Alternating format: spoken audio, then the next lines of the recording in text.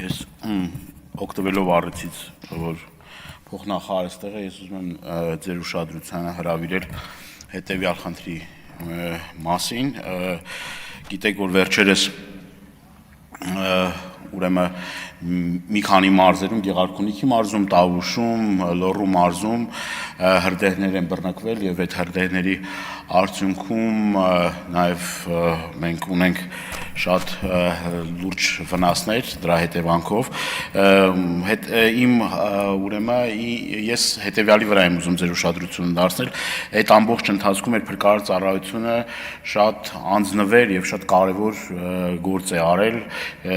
շնորհակալություն եմ հայտնում բոլոր փրկարար ծառայության աշխատողներին օրնիբուն այս աշխատանքը կատարելու եւ ավելին ասեմ օրեր շարունակ անկուն գիշերներ անցկացնելով եւ անձնվեր աշխատանք կատարելով մեր հայրենակիցները կարողացել են կանխել հրդեհի հետագա տարածումը եւ կարևոր աշխատանք են կատարել հրդեհաշիջման համար ինչ եմ ուզում ասել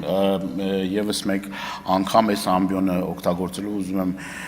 խնդրել ակնկալել որ այդ մեր հայրենակիցները որոնք որ շատ պատշաճ իրենց աշխատանքը կատարել են հնարավորության դեպքում ստանան նաև տարվա վերջա պրեմիաներ եւ խրախուսական նաև